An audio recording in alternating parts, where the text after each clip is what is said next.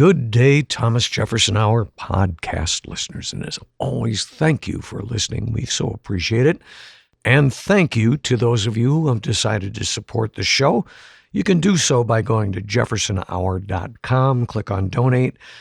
There's a lot of different ways to support the show. And in fact, just writing to us, letting us know what you think, sending a question for Clay, sending a question for Mr. Jefferson. We appreciate that too. Also, while you are at jeffersonhour.com, well, there's a lot to see there, but you can find out all about Clay's latest efforts, his latest book, his upcoming cultural tours, and his ongoing online tours. And with that, he will tell you more. Will you not, sir? Yes, my friend, the semi-permanent guest host of the Thomas Jefferson Hour, I believe one of our dear friends has sent you some new badges. He did. Wayne Giza, he sent some information which I need to share with you, but he also sent me a giant button that says semi-permanent guest host and a little you're getting gear. Too. Yeah.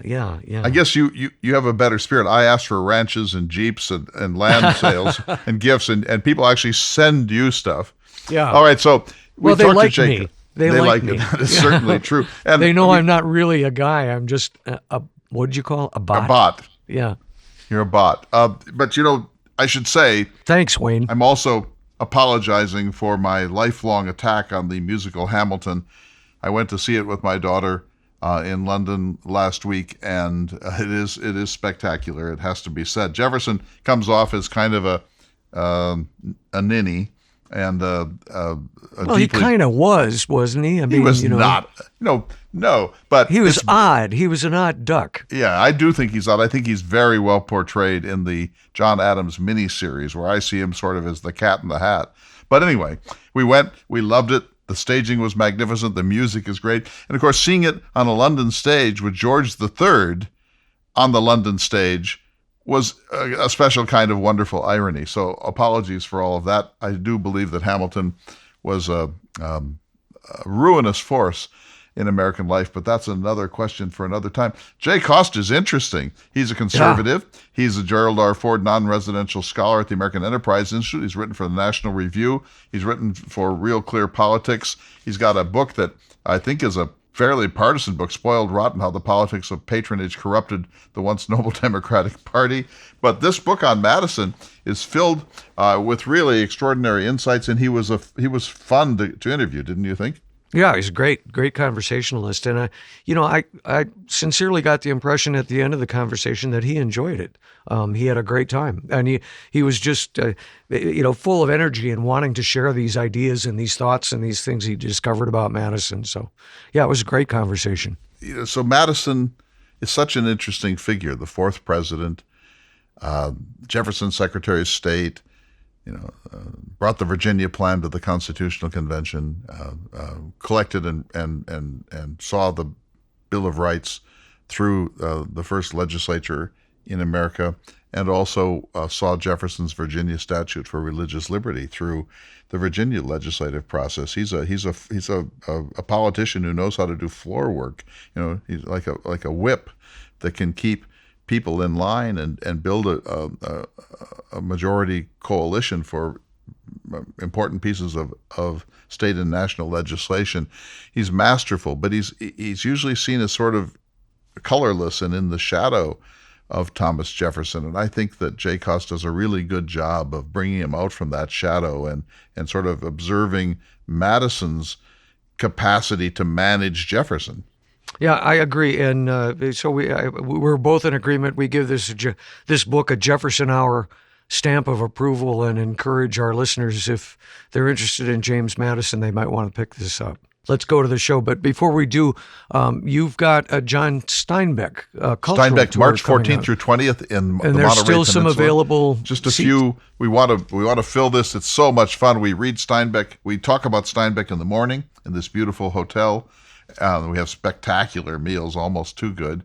And then we go on these excursions in beautiful vans in the afternoon to Fremont Peak and to Point Lobos and to other places, including Salinas, which has the John Steinbeck Museum, including Rocinante, the camper truck that he took on the travels with Charlie Tripp And so all of that's coming. Russ Eagle is my dear friend from North Carolina. He's a co-host. I'm writing a book on Mallory, Sir Thomas Mallory. That's King Arthur and Steinbeck. And Russ is writing a book on Cannery Row and Steinbeck. So we'll be presenting from that research. It's a very exciting time. So go to the website, jeffersonhour.com. Also, online courses are coming, including one on water in the West. So be watching for that, water in the West. And we're about to post our trip to France in the autumn of 2022. Thank you, semi-permanent guest host of the Thomas Jefferson Hour. I wish someone would send me some gifts, but that's all right. And we'll see you next week. But listen now to this special edition with Jay Cost, the author of James Madison, America's First Politician. Good day, citizens, and welcome to the Thomas Jefferson Hour, your weekly conversation with or about President Thomas Jefferson. I'm your host, David Swenson, joined by the creator of the Thomas Jefferson Hour, Mr. Clay Jenkinson. And this week we have a very special guest to talk about, well, a gentleman whose name comes up on the show very often, and that would be James Madison. Here to speak with us this week about his new book is the author, Jay Cost. Jay Cost is the Gerald R. Ford non-residential scholar at the American Enterprise Institute. This is his fourth book. Previously, he has a book called Spoiled Rotten, How the Politics of Patronage Corrupted the Once Noble Democratic Party and Now Threatens the American Republic. He has previously written the Horse Race blog at Real Clear Politics. He's written for the National Review. And we're delighted to have you here on the Jefferson Hour. Jay, we're Jeffersonians here. And, we like to say that Jefferson was fortunate because he had James Madison at his side. And here's Madison, who in some ways gave his life to the success of Jefferson, who could not have been an easy friend, collaborator to try to manage. Yeah, I think that's very well put. And I think that Madison and Gallatin are both instrumental in Jefferson's success. They both bring very formidable skill sets to the table. And I think a very important feature of both of them is that neither Madison or Gallatin ever presumed to jump in front of Jefferson. And I think that was one reason why he could count on them so much. I talk in the book about Monroe, James Monroe, effectively trying to line jump Madison in the 1808 presidential election. And it opened up a breach between the two of them that wasn't fully healed until, 1810. And that was really out of necessity because Madison couldn't deal with Robert Smith, the Secretary of State. Jefferson and Madison never had even an inkling of that kind of rivalry between the two of them, which I think is what made them such a good working partnership.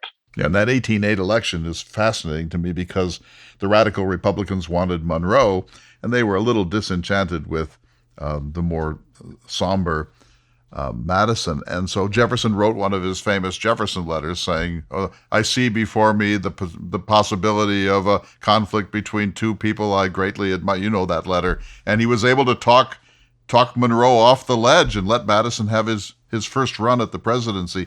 They both... this is something that's hard for us to understand about Jefferson, Jay, is that, we can see Jefferson with all of his faults, obviously slavery, all the contradictions between Jefferson's high-mindedness and his actual behavior as a human being.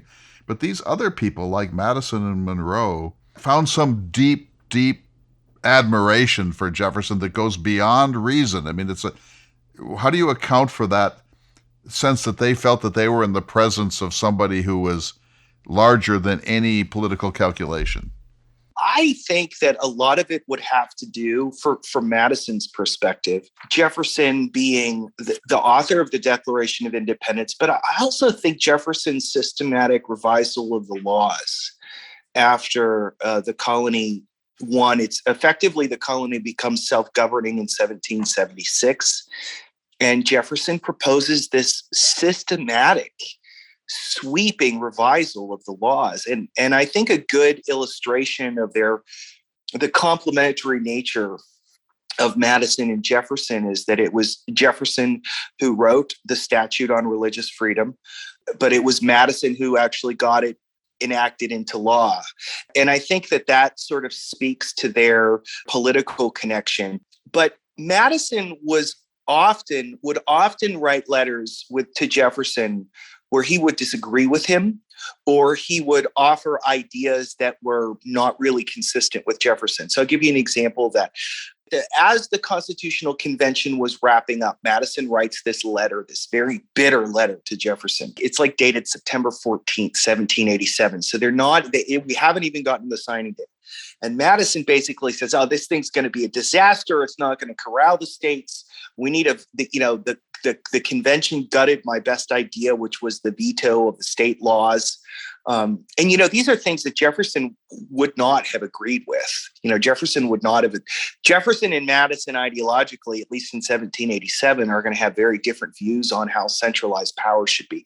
But I think it's very interesting that Madison felt comfortable writing a letter like that to Jefferson and bouncing ideas off of him. And Jefferson would do likewise. Jefferson at one point says, the debts shouldn't be carried over from generations because the world belongs in usufruct to the living, is what he said. And Madison writes it back and says, well, maybe, but what about things that benefit future generations, like the Revolutionary War, for instance? So it's an interesting relationship in the sense that Jefferson is clearly the senior partner, but it is at the same time, I think it is a real partnership where the two of them have different views on politics, at least in the specifics, and they feel comfortable disagreeing with each other. Yeah, but who frustrated whom? So Jefferson gets the Constitution from three individuals, Franklin, Washington, and Madison, at the end of the process. And he says to Madison, yeah, well, maybe you take a few months and then have a second round, and maybe you'll get it better the second time. This is a good start. And you can imagine Madison tearing his hair out and saying, this guy has no idea what we just went through to get the limited thing that we got. Madison dealt with Jefferson without visible signs of his frustration. Yes, he did. Madison was, I think, much more pragmatic and realistic than Jefferson. So that would be one example. Another example would be during the ratification debates. Patrick Henry produces a letter saying, the esteemed gentleman, Mr. Jefferson, which of course Henry hated Jefferson. But Jefferson wrote this letter saying that 9 states should ratify and then the remainder should hold back. And Madison's caught completely off guard and has to sort of say something to the effect of, well, we shouldn't be quoting somebody in a private correspondence. Something similar happens late in life during the nullification crisis. Jefferson's dead, but this letter that he had written sort of bemoaning the unconstitutionality of the tariff. Another example, too, would be the veto of the bonus bill. Madison sort of making the point that, we haven't really given enough consideration to internal improvements. And, the obvious response was, well, what about the Cumberland Road? And Madison writes a letter saying, yeah, I don't think Jefferson thought that one through enough, and probably I didn't either. So it's a very common thing. But Madison was useful in that regard to Jefferson as well. I mentioned this in the book. Jefferson didn't have a problem with Adams winning the presidency. He told people that, well, he was in front of me and in our stations. And then after the election, Jefferson sends Madison along a draft of a letter to Adams, congratulating him on his win and commiserating with him on the phrase Jefferson used was our arch friend from New York, pointed Barb at Hamilton. And Madison wisely told Jefferson, don't send that letter. Don't send that letter. That's one of those letters like you memo to file, right? So Madison served that function throughout Jefferson's career. And even after Jefferson died, during the nullification crisis, Madison was very mindful of his friend's legacy. So I think there is really something to be said about that. There have been a lot of books recently about Madison. This has been kind of Madison's decade. He's finally getting sort of the attention and the scrutiny that he has so long deserved, and had been under, I think, exposed as a founder. What do you bring to the table that needed to be said here? My read on the historiography, my historiographical take on Madison is that it's the literature has been grouped into 2 sections. The first tends to be written by people who, with a political science or political philosophy background like myself, who focus on the Federalist period, Madisonian thinking on the Constitution. And then there tends to be a more broader historical look at his entire life. And I find that the two really, to tell the whole story of Madison, you need to integrate the two, which is really sort of indicated by the subtitle of this book, America's First Politician. And my argument in the book, my theory of Madison, or whatever, the sort of narrative thread that connects the biography together, is that Madison's constitutional thinking that he develops between 1785 and 1789 is really just part of a broader picture of the way that he practiced and engaged in politics. If we take his constitutional thinking in the context of his life, a lot of the apparent puzzles in his behavior, like, for instance, going from being an ally to an opponent of Hamilton, that comes into clear perspective. And then that also can in turn really inform what his vision of politics was that he sort of discusses in the Federalist. It gives us a way to read the Federalist in a more comprehensive way. This is a special edition of the Thomas Jefferson Hour. We're talking with Jay Cost, the Gerald R. Ford non-residential scholar at the American Enterprise Institute and the author of the recently published James Madison, America's First Politician. You mentioned this famous conundrum that everyone who writes about this era has to try to make sense of, which is that at the Constitutional Convention and during the Federalist Papers publication, Hamilton and Madison appear to be close allies and in lockstep about the need for a much stronger national government. Suddenly, Jefferson comes back from Paris. He and Madison reconnect. Hamilton's view, his feelings appear to have been hurt that Jefferson seduced Madison away from him and talked him into being a small R Republican instead of the good Federalist that he had been before. Try to clarify that. That is, that's one of the contemporary or typical views that I try to punch back against, because Madison's opposition to Hamilton really begins in January 1790, and it's much more intensive from the get-go. The major opposition is not so much centered on the Bank of the United States, which is the typical point, but it's actually really on the assumption of the state debts. And Jefferson was late getting to that battle. And the difference between the two of them ultimately is they broadly agree on the necessity of a stronger national government, but they have profound, important disagreements about to what purpose should that government be used. Madison believed that the government should function like an umpire, neutral between factions in society. Hamilton's views, if I can simplify them, it really sort of analogizes the government, I would, to a head coach or a manager, where you sort of emphasize certain key players to help the entire team win. From Madison's perspective, Hamilton's economic program was profoundly unfair. Gentlemen, we need to take a short break from this conversation, but we will return to it. We're speaking with Jay Cost, the author of James Madison, America's First Politician. We'll be back in just a moment. You're listening to the Thomas Jefferson Hour.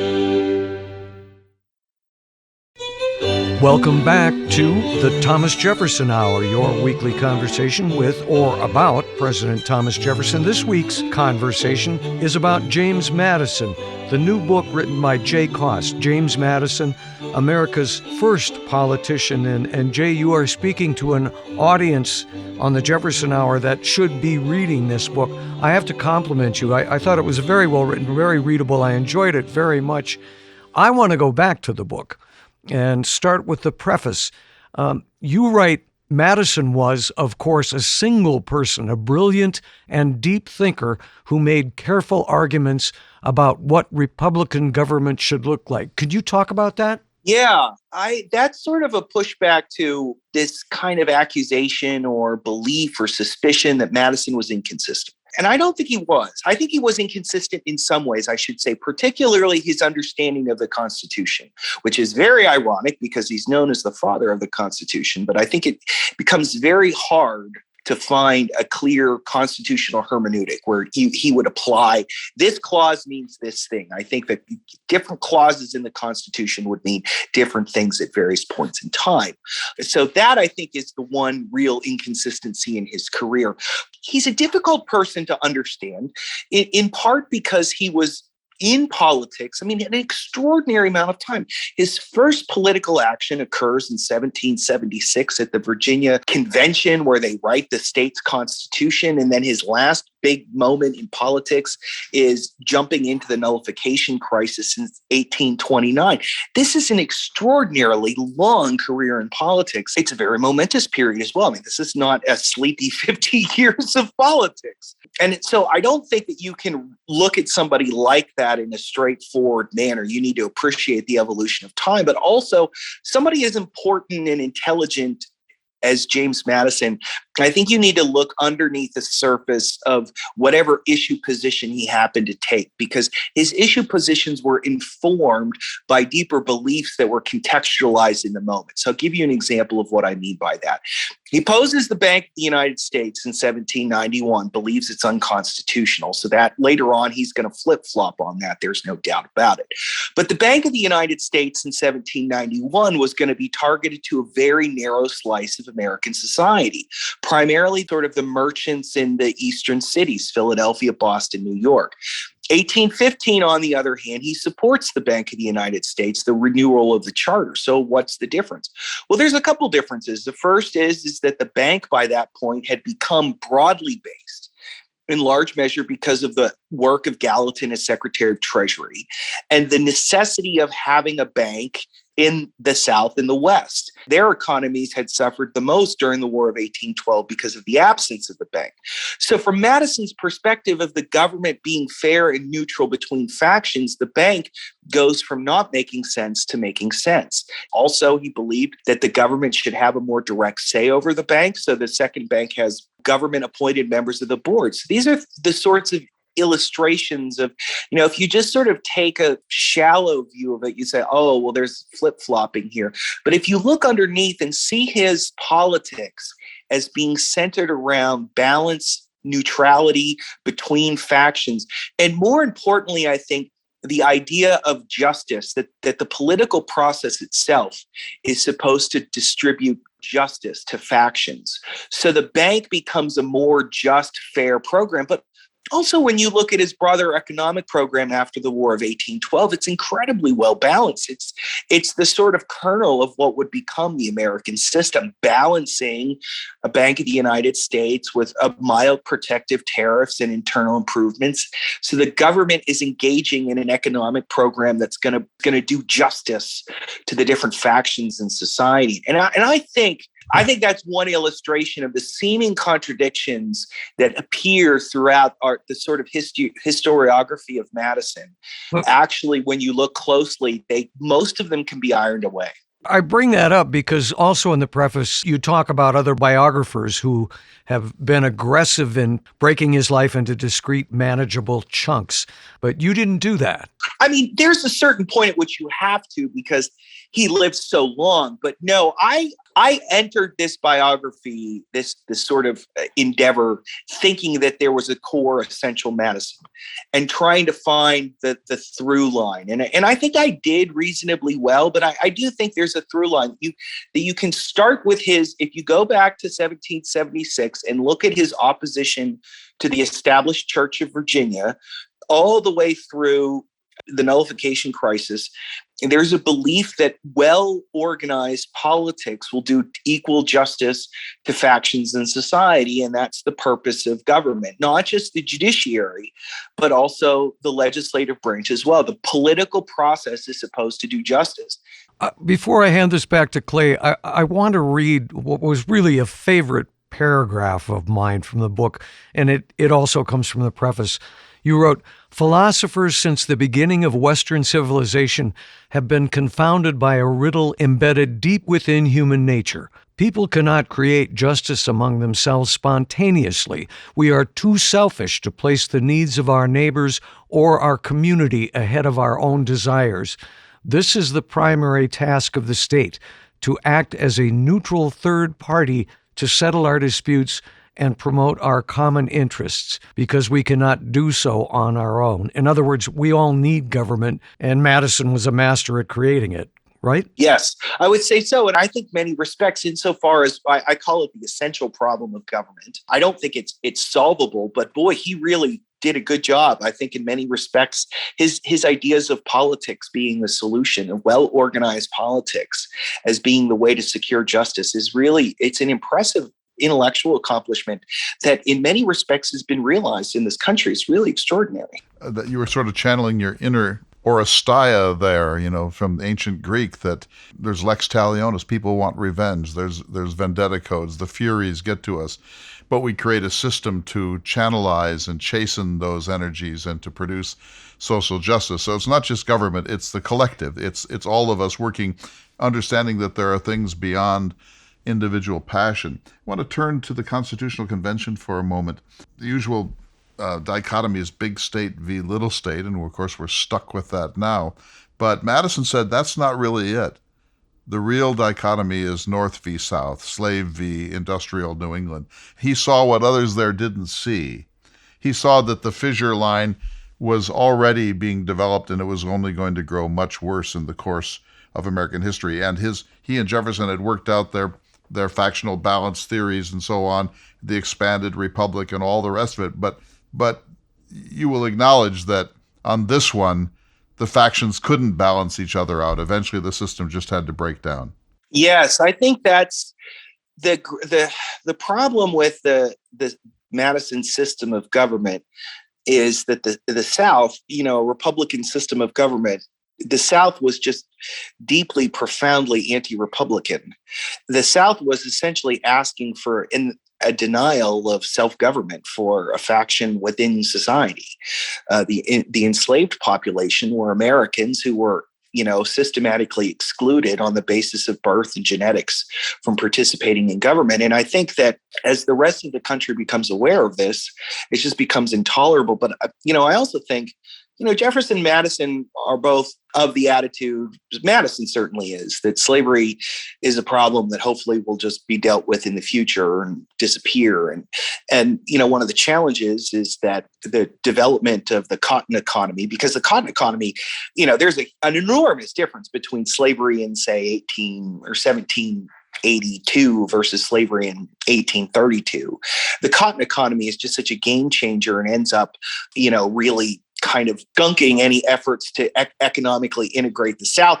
I talk about this in Price of Greatness, and I hint at it in this book, but the transition of John C. Calhoun is a metaphor for this, because Calhoun was the major architect of the Second Bank of the United States in the 15th Congress and had been Secretary of War for Monroe and was on a trajectory to the presidency, but by the time the 1840s, sort of reflecting the kind of sinking of the South into a nation within a nation, he's completely transformed. And I talk about this at the end of the book as well. The last chapter is entitled "The Serpent Creeping," and that's a line from Madison's letter to my country, which he wrote around the time of the nullification crisis, and basically be wary of disunion as the serpent creeping in the garden. And then the point that I make at the end of the book is that the serpent is actually slavery itself, that's the great flaw in the system. Yeah, I agree with you. And so here's a question that has kind of puzzled me. As you know, Jefferson is now the poster child for the unresolved race questions of the founders. He's being toppled. There's even talk of demolishing the Jefferson Memorial. His statues are coming down. Schools are renaming themselves. He's really been deeply exposed here. And yet Jefferson agonizes over slavery in some very interesting ways all of his life. Madison is more silent on this question. What do you make of Madison sort of getting a pass so far on this question when Jefferson and even George Washington are really taking a hit? Yeah, that might just be due to the stature of the latter two, that there's more to tear down with Washington and Jefferson. But I think you're right, though. And, it's interesting to juxtapose Madison from Jefferson in this regard. I talk in one of the chapters is at one point, and the name is escaping me, but at one point in their retirement, They both receive a letter from a lady who is a social reformer. Again, her name escapes me, but she wants to set up a kind of a planned colony for recently freed slaves, like a planned community. Isn't this Fanny Wright? Fanny Wright, thank you very much. And so she's asking both Madison and Jefferson for, could you please write a memorial on behalf of this? And both of them decline, which I think is, perfectly in keeping with their status. But Jefferson encourages her. Jefferson says, well, we need to try anything that we can do. Every effort should be made.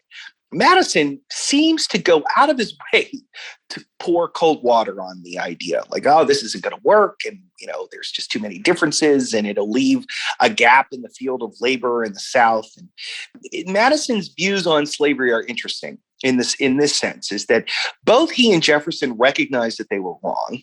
Jefferson agonized over it. And Jefferson's own personal, moral failings are intertwined with slavery because of Sally Hemings. But Jefferson still sees, and I think more importantly, feels the error, the meanness of slavery. Madison's recognition struck me as being purely intellectual through the course of his life. I talk at one point, he writes a letter to his dad about an enslaved person named Billy that he brings up with him to Philadelphia during his time in Congress. And he tells his dad, I think we can't bring him back. He's been in Philadelphia so long. He's got these notions of liberty. And you think, oh, well, isn't that nice for Madison? But Madison goes on and says, to the effect, we can't have him poisoning the minds of the other enslaved people in Montpelier, which is just an extraordinary sort of statement. And at one point, I believe Madison tried to sell Billy for books, which I think is really extraordinary. So, it is, I think Madison's moral failings on slavery are not as personal as Jefferson's, but I think he was remarkably cold-hearted about it. And Jefferson is a magical thinker. So he's always saying, well, in the womb of time, slavery will somehow disappear. Our children and our grandchildren will be, you know that whole line of Jefferson's thought. He's a magical thinker on so many questions. On the agrarian, for example, and Madison doesn't, if you say that Madison is effectively the father of the infrastructure initiatives of the first half of the 19th century and the era of good feelings, Jefferson is still caught in his Virgilian agrarianism right up to the end of his life. And so you would have thought that Jefferson would say slavery will just magically go away. Can't wait for that to happen. And Madison would say, no, it's going to take these 12 steps. But it's the opposite. Madison is kind of scratch him, and he's kind of a typical Virginia slaveholder. And it's remarkable because Madison was such an effective politician. He usually got his way on most things. It's really extraordinary to see him outwit people, really substantial people. I mean, really the only person who ever really got the better of him over the long haul was Hamilton in the 1790s. And so one wonders what might have been if Madison had employed his Herculean intellect and pragmatic political skills to the problem of slavery, which he never does. It's never something that he dedicates any intellectual effort to. There's no sort of serious consideration of manumission or emancipation or resettlement to the West or anything like that. He's not prepared. And I would add to this, the most extraordinary thing is that if you look at the debates on the Constitutional Convention, when it comes to the apportionment issue, that Madison is silent during that debate, even though the idea of apportioning seats according to slaves is a type of oligarchy that runs directly against the logic of the Virginia Plan. The logic of the Virginia Plan was, emphasized proportional representation. So there's a hypocrisy there. It doesn't appear on the page, but you see it in his notes by his silence during that debate. Yeah, let me ask one last question before we take a break here, and then I know David has more. And it's again along these lines. So you mentioned sort of euphemistically or carefully that Madison would say, well, the differences are just too great, too fundamental between the two races, which is a polite way of saying, we can't share this republic with this class of human beings. Jefferson felt some of the same concerns, but Jefferson is a human rights universalist, at least in his study. He gets it. I mean, I think he meant it in the Declaration of Independence. I think he means it when he talks this way. And I think Madison, and you tell me if I'm wrong, you're the expert, but Madison was really more interested in a specific thing, which is, can we create a coherent American republic in this geography at this time and place?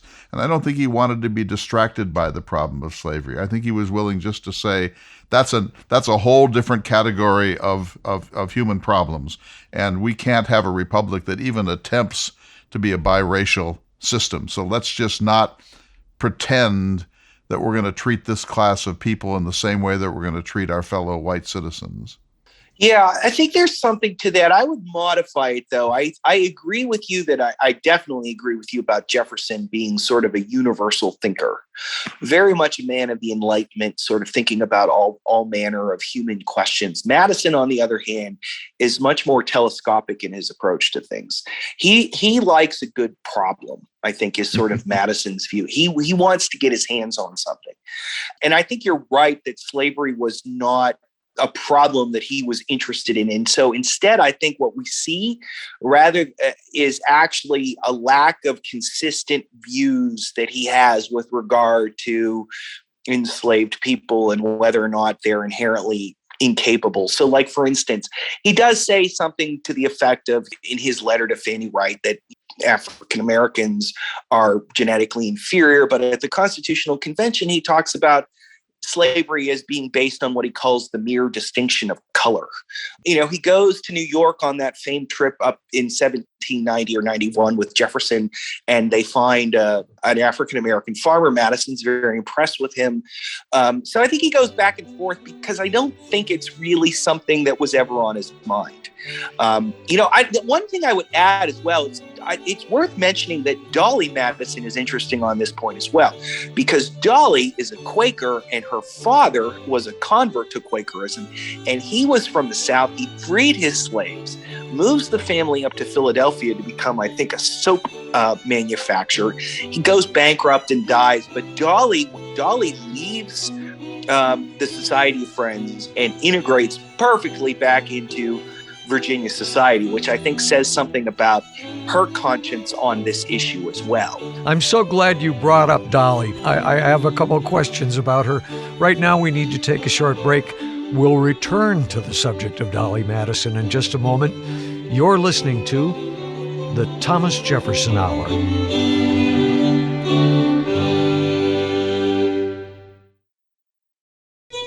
Welcome back to the special edition of the Thomas Jefferson Hour. We have the great joy of discussing things today about James Madison with Jay Cost, Gerald R. Ford, non-residential scholar at the American Enterprise Institute, the author of 4 books. We want to talk about Dolly Madison and that really interesting partnership she had with that little apple of a man, that little half piece of a soap, a man who did not have her physical or her personality stature. But before that, I just want to say, Jay, on behalf of all of us, that we apologize in talking about race and slavery in the way that we have to talk about these men. That it forces us to let things come out of our mouths that we abhor. But you can't talk about Jefferson and Madison and others on race without attempting to understand how they saw these things. And it perplexes us and it troubles us. And we apologize to our listeners that these discussions just simply can't not go on until we finally wrestle this question to the ground. But now on to happier subjects, David. Yes, but noted and agreed to, and thank you for bringing it up.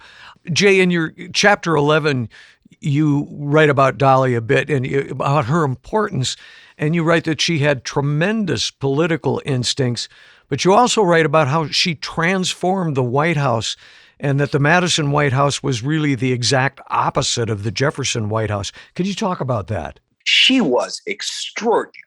She was absolutely extraordinary. And what she did for Madison, and in fact, what she did for the presidency itself, is really still to this day not fully appreciated. Dolly was an amazing woman. She was beautiful. She was lively. She was kind. She could put a room at ease. And she was the best hostess in Washington, D.C., from the time that Madison becomes Secretary of State in 1801 until the time that he retires in 1817.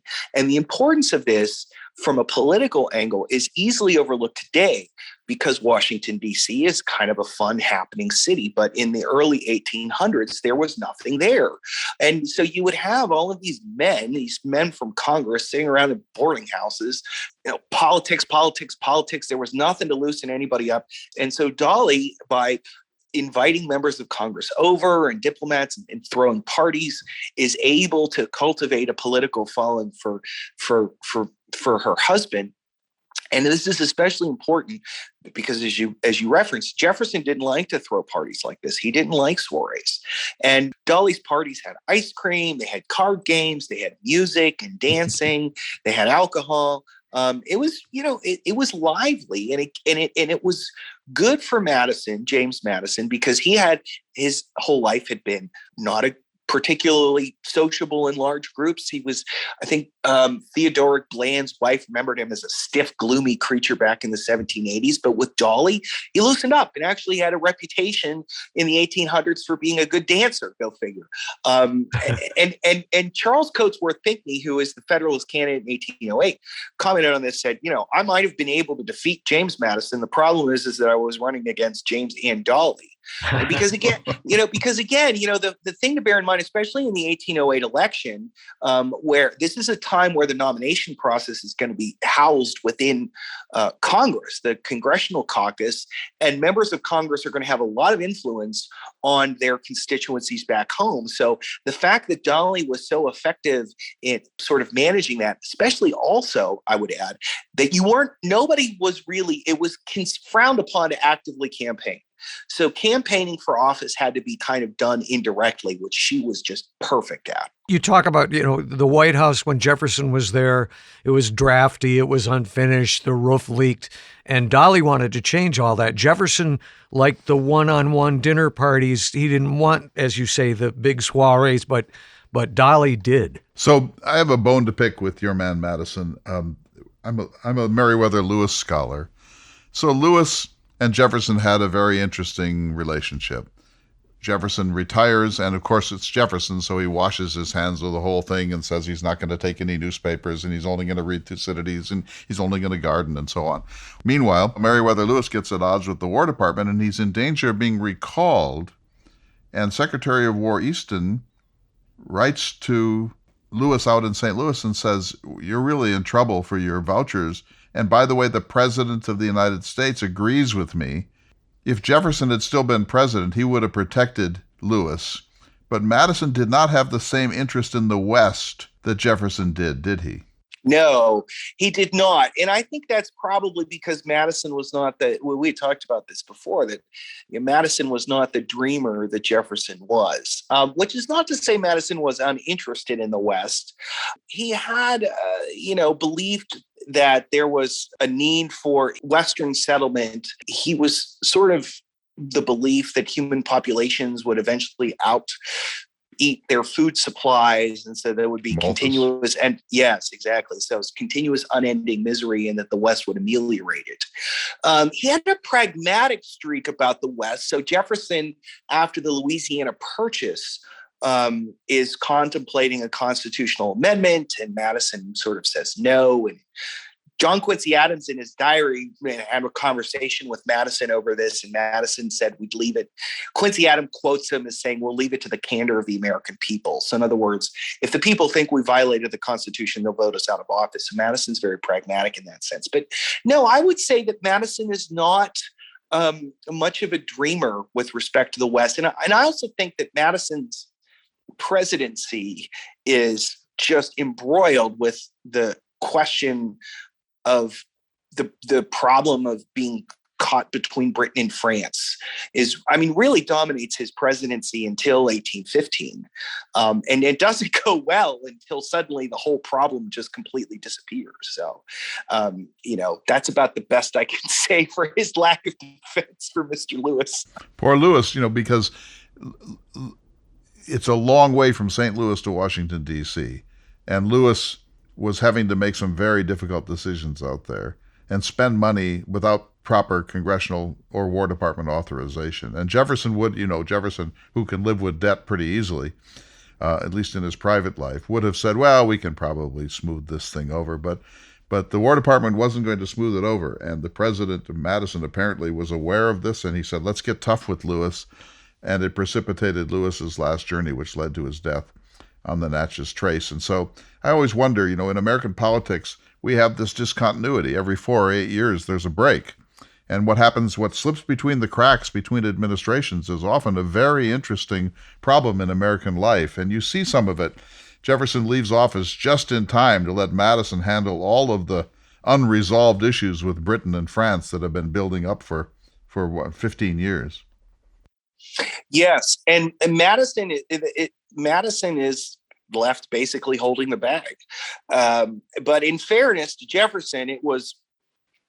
I think you have to blame Madison at least as much as Jefferson for the events from the Embargo Act onward, because it was Madison who begins very aggressively making the case that the Embargo Act, this is the long-awaited grand Republican experiment in commercial warfare. He's writing essays for the National Intelligencer in December 1807, shortly after the embargo has been enacted.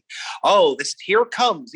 Madison had been talking about something like this all the way back in 1789, the impost of 1789. He wanted to insert basically, higher duties on British boats to punish them for not having a commercial treaty with the United States. That was his response when Britain, basically begins asserting the rule of 1756 after, they go to war with revolutionary France. Madison's trade war.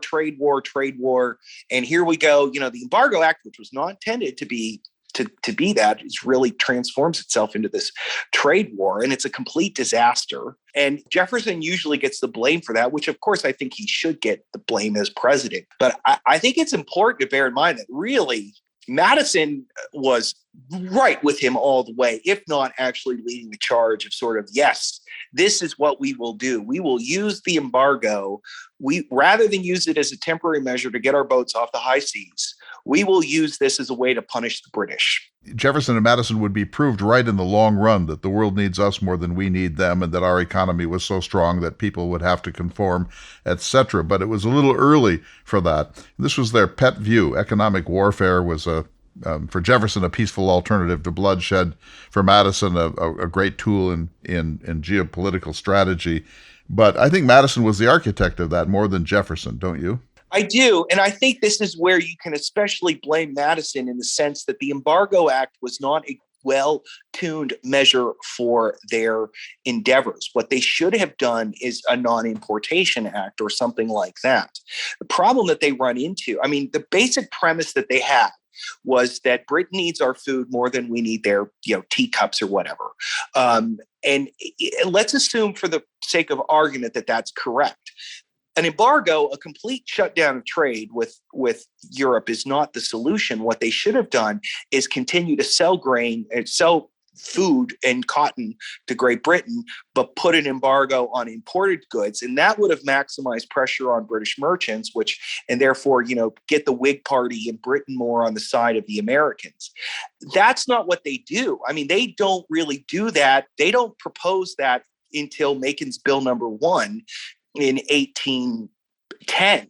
But by that point, public appetite for this entire endeavor has been so soured that it turns into, the farce that was Macon's Bill number 2. So I think there's a lot of criticism to be leveled at Madison as Secretary of State. I think that his time, especially in Jefferson's second term as Secretary of State, is the low point of his career. I feel like his presidency has been underappreciated, but I think that his tenure as Secretary of State was very poor in the second half.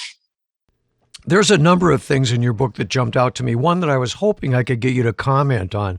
At the end of chapter 10, you wrote, when Jefferson gave his inaugural address on March 4th, 1801, he could not possibly have known that the occasion would mark the political death of the Federalist Party, which would never again seriously contest the presidency or come close to winning either chamber of Congress. Federalism had wrung itself out for reasons that Madison had been highlighting all along. Yeah, ultimately, the issue is that the federalism was, in many respects, a political program that was beneficial to the Northeast. And the reality was is that at this point, in 1801, we already have Kentucky, we have Vermont. We're going to soon be adding, Ohio and then Louisiana. And by the time of Monroe's retirement, we're going to have most of the country filled in. And federalism as it existed in the 1790s simply doesn't have an appeal. That's not to say Federalist ideas were not solid economically. They were. But the politics, the fundamental short-sightedness of the Federalists was in their politics and the kind of the elitism of Federalist politics. And insofar as federalism has a future, it's a moderate federalism. It's a moderate federalism of the kind of John Marshall, not the kind of high federalism of Timothy Pickering or Alexander Hamilton. It's a fusion of federalism with Madisonian politics that really, I think, is why it ends up being influential through time, because as a political system, federalism it was too elitist for a country that was rapidly, at least among white men, was rapidly becoming egalitarian and democratic, and federalism was not the answer. And that's something that Jefferson understood. The genius of Jefferson is that he could feel this dynamism in the American culture, and he knew that federalism couldn't possibly embrace that dynamism, and he was able to capitalize brilliantly on that problem. How do you see Madison in this? For a person who is not a dreamer, he's not a visionary. He's a problem solver. He's not an idealist, although he has ideals. Did Madison understand the emerging democratic spirit of the country in the way that Jefferson did? Yes, I think he did. I think he did. Maybe not in the same way that Jefferson did, but I think that he understood that. And I think it's significant that when the two of them go in 1791 and have decided that Hamilton has to be stopped, their solution is a newspaper.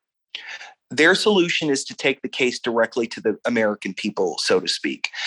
And if you look at Madison's party press writings, you will see time and again, he's appealing to the same kind of spirit that Jefferson is kind of grasping at there. This idea of the American people being a free people with a spirit of liberty and a social equality.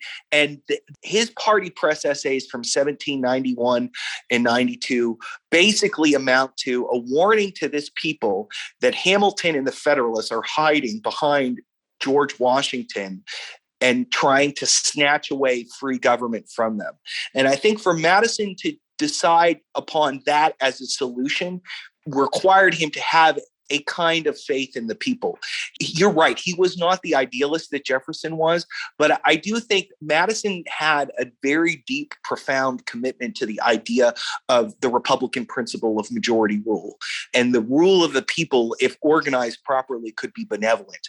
It's not as rhetorically powerful as Jefferson's Declaration of Independence. Federalist 10 is kind of a slog to read, but there's the same basic kernels are there, I think. So, Jay, this has really been an amazing interview. I so appreciate it. There's a lot of brilliance in your book and in your argumentation. Congratulations on this project.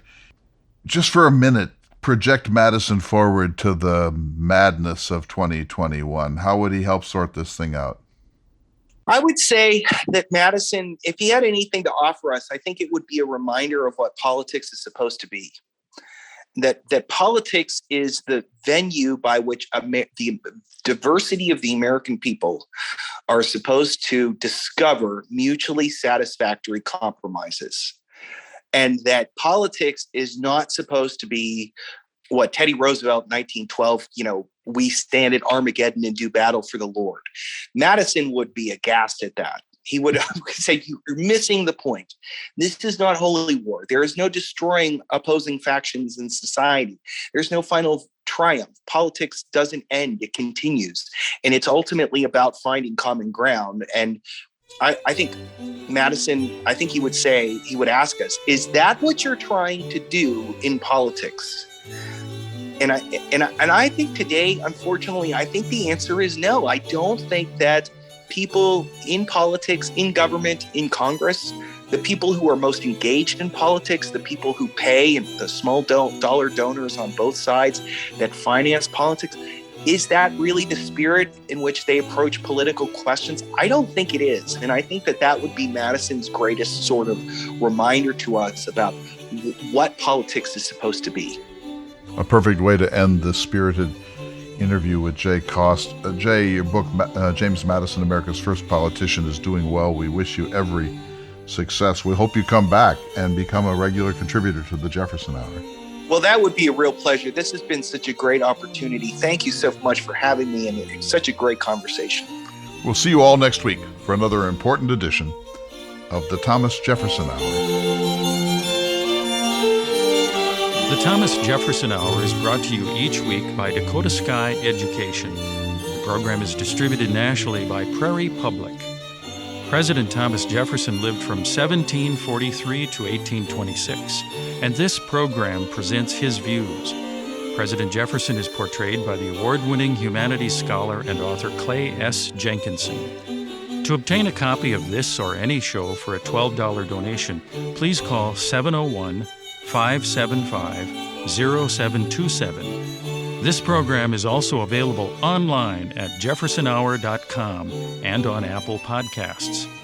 If you'd like to correspond with President Jefferson or submit a question for him to answer on the program, please visit the website at jeffersonhour.com. The Thomas Jefferson Hour is produced at Makoche Recording Studios in Bismarck, North Dakota. Bach Cello Suite No. 3 in C Major by Stephen Swinford. Thank you for listening. Please tune in again next week for another thought-provoking, historically accurate program through the eyes of Thomas Jefferson.